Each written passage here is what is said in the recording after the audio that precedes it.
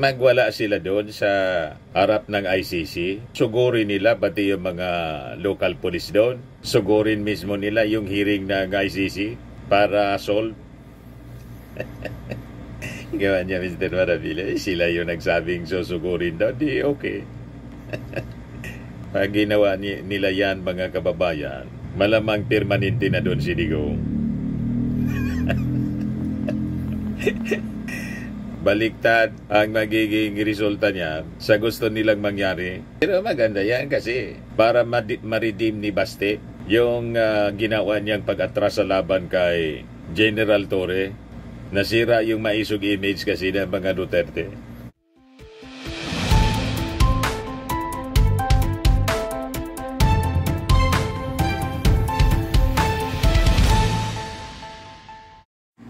Hello po mga kababayan, si Dante Maravillas, Bicolano vlogger, broadcast journalist from Albay. I-update ko po kayo sa mga developments ng balita tungkol kay Digong doon sa Dahig. Ito yung balita mga kababayan mula sa Abante Radio. Mga Pinoy susugod sa Dahig. Sara Digong may alas kontra ICC trial. Ayos? May alas daw, sabi ni Sara Duterte doon sa Maisog Rally sa Kuwait. May alas silang hawak kontra ICC trial. Ibig sabihin, ang mga actions nila ay hindi matuloy din yung ICC trial ni Digong. Yung strategy parehas po ng sa impeachment trial ni Sara Duterte. Dumulog sila sa Supreme Court for technicalities. Pinabura naman ng Supreme Court. Siguro na-inspired. Kung effective niya dito sa Pilipinas, malamang niya effective din sa ICC. Di wow. Yan kung mangyari, mga kababayan, kasi malayo man po yung local courts natin dito kaysa sa international court. Kaya nga po yung mga victims ng EJK hindi nagtiwala sa ating mga local courts. Ayaw nila dito sa paniwala na kayang impluensyahan mga kababayan ng mga Duterte ang ating mga local courts. Di doon Mr. Maravilla sasabi susugod yung mga Pinoy sa Dahig. Yan mga Pinoy susugod sa Dahig. Ano Mr. Maravilla ang masasabi mo dyan? Very good. Magwala sila doon sa harap ng ICC. Sugurin nila pati yung mga local police doon. Sugurin mismo nila yung hearing ng ICC para solve. Gawa niya, Mr. Maravilla, sila yung nagsabing susugurin daw. Di okay. Pag ginawa nila yan, mga kababayan, malamang permanente na doon si Digong. Baliktad ang magiging resulta niya sa gusto nilang mangyari. Pero maganda yan kasi para ma-redeem ni Baste yung ginawa niyang pag-atras sa laban kay General Torre. Nasira yung maisog image kasi ng mga Duterte. O ngayon, patunayan ninyo sa pamamagitan ng mga supporters. Talagang maisugan niya mga supporters ni Digong, tinugod pati yung ICC. Di ba? At least yung mga supporters maisog kahit hindi si Baste. Di ba? Very good po. Yan sabi dito, isa pang petisyon ang isasampa ng mga abogado ni dating Pangulong Rodrigo Digong Duterte sa International Criminal Court bago ang hearing sa confirmation of charges sa Setyembre. Layo ng isasampang petisyon na hindi na umantong sa paglilitis ang kaso ni Duterte sa ICC. Parehas ng kanilang game plan sa impeachment. Impeachment laban kay Sara Duterte. Dapat niya hindi matuloy yung trial. Kasi nga po, napakalakas ng mga ebidensya na hawak ng prosecution. Parehas ng impeachment case. Kaya dadaanin din nila mga kababayan sa technicality. Yan ang plano din sa kaso ni Digong. So sabi dito sa balita, may isa pa silang filing para sa ICC na kasalukuyan nilang inihahanda.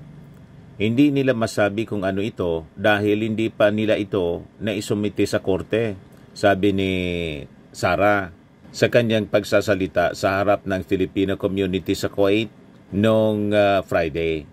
Anya, maraming overseas Filipino workers ang magtutungo sa Dahig sa Netherlands sa araw ng confirmation hearing upang suportahan ang dating Pangulo. Nagka-camping na sila doon mga kababayan. Nakita ko si Harry Roque mga kababayan, nagluluto ng barbecue. Ito si Harry Roque. Nagluluto ng barbecue.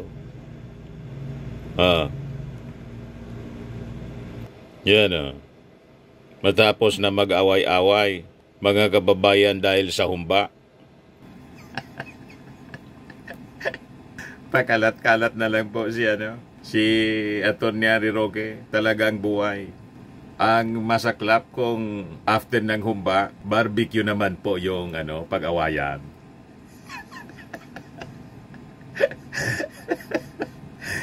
Ganon ngayon ang kalagayan ni Harry Roque. Yan nagka-camping na sila doon. Madumi na yung paligid po kasi ginawang campsite. Malamang pag nainis yung mga local authorities doon, iba na sila doon mga kababayan na magtipon-tipon kasi nakakagulo sa paligid. Di ba? Madumi na mga kababayan yung paligid kasi doon na nagka-camping sila, natutulog, nagluluto, kumakain at nag-aaway dahil sa humba. Yan Harry Roque, mga DDS nag-aaway sa humba. Yan para sa lahat yan. Pero ito sinasabi ko once and for all, The Hague. Merong tama, merong mali. You have to take a stand kung mali.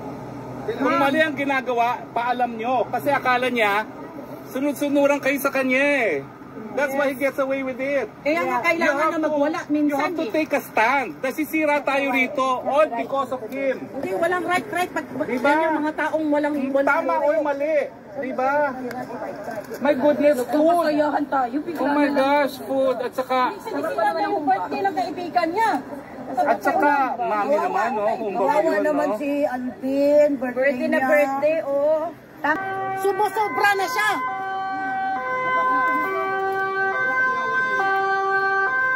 Pakita dito, pumunta siya. Putang ina.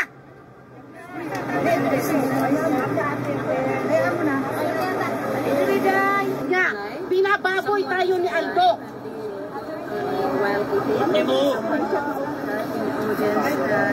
Ayan, may naka-screenshot na lahat sa ginagawa niya. Bakit hindi na lang siya magpunta dito para mag-enjoy? Ano ba yan? Yun talaga gusto niya, pahiyaan? O sige.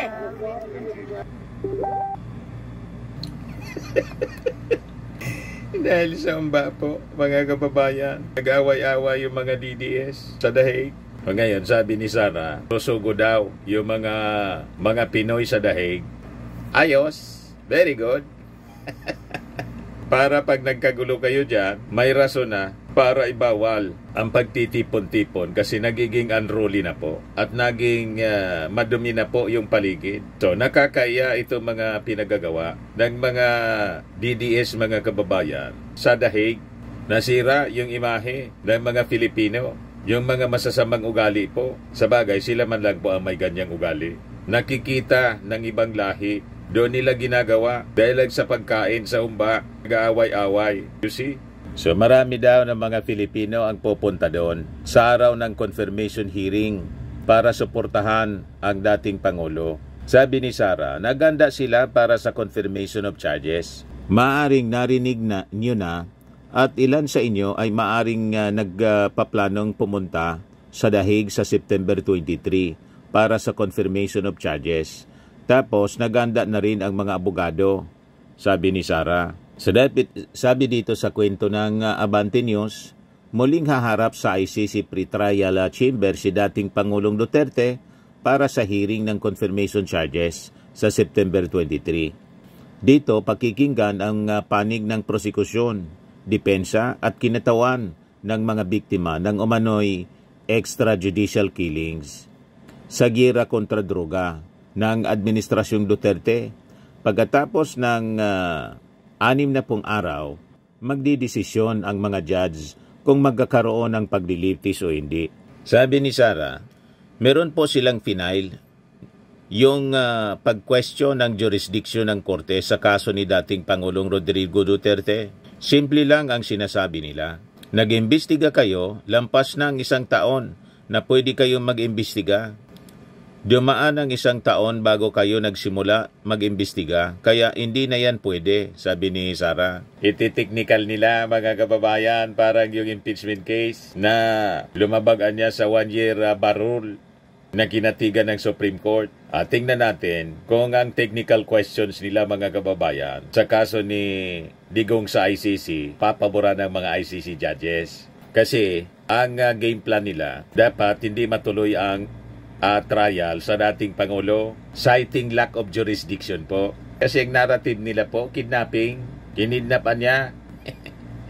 Ito yung mga reactions ng mga netizens. Sabi ni Osberets, asa pa kayo, makakauyan sa Pinas. Sabi ni Arvin Aguila, Inday, wala dyan si Cheese para sakyan yung argumento nyo. Sabi ni Sinon Junela, makulong ka dyan, you deserve in the Hague. Sabi ni Janos, hindi ito Philippine Senate or Supreme Court, Inday. Naunsa ka ba?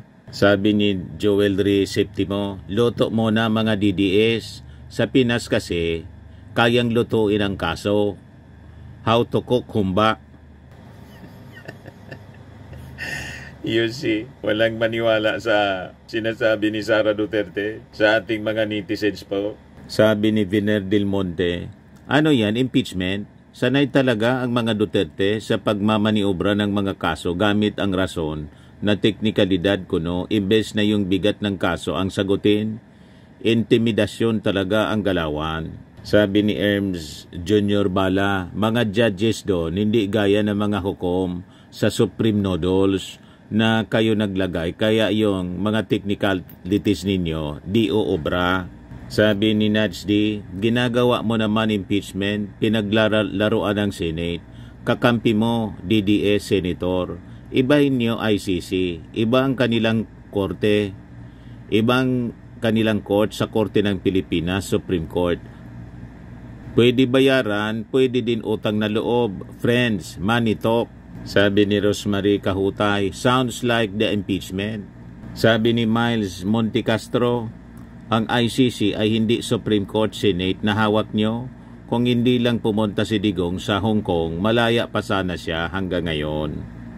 Kaya ginagawa ng anak, sabi ni Randy Parharillo, diversionary tactics para mabaling yung atensyon ng masa sa iba. Mga pabiktim sila, paawa effect. Sabi ni Kirwin, wala kaming pakialam sa technicalities, guilty or not guilty lang, convicted or not lang. Sabi ni Amber Heard, sa Pinas lang yung pupwede, mga gusto niyong mangyari na ganyan. Sabi ni Maricar, ito na naman sila sa technicality, naka-strike 1 sila sa Supreme Court, ngayon gusto i-apply din sa ICC. Sabi ni Ewol, ina-apply lang siguro ng ICC kung meron justice system dito sa Pinas, kaya mga 48 years pa yan bago matapos. Walang gumampi, mga kababayan kay Sara Duterte. Ngayon, yung kanilang mga senador, si Bato, si Go, nanawagan po ng prayers para kay Digong. Yan o, sabi rito, Senators Ronald Bato de la Rosa and Christopher Lawrence Bongo, Davao City 2nd District Representative Omar Duterte, and Puwersa ng Pilipino Pandagat, Representative Harold Duterte, asked the people here on Sunday to continue praying for former President Rodrigo Duterte who remains at The Hague, Netherlands. Malabo man pakinggan po si Digong, pati kayo po, yung mga prayers ninyo. Kasi sabi ni Digong, ang Diyos daw stupido. Sino niya itong stupidong Diyos? Who is this stupid God? Stupido talaga itong putang akong ganun. You see, malabo po. Siguro kung nagsisi si Digong habang nasa loob ng detention cell. Pero malabo na magsisi yun po sa katigasan ng kanyang ulo. Proud na proud siya sa kanyang kaambugan, mga kababayan. Kaya yun ang sinapit niya ngayon. Kasi sabi nga natin paulit-ulit, malinaw ang sinasabi po sa Bible. Ang mga mapagmataas For those who exalt themselves will be humbled. Napakalinaw. Yung mga tao daw na mapagmataas, mga mayayabang, binababa ng Diyos. Kaya ito ngayon si Digong nakakulong. May tinuturo sa kanya yung ating Panginoong Diyos na tinawag niyang estupido. O ngayon, siguro, iwan ko kung nare-realize niya yung mga mali niyang ginawa, mga kababayan, nung panahon na nasa labas pa siya ng kulungan. Tama po, mga kababayan.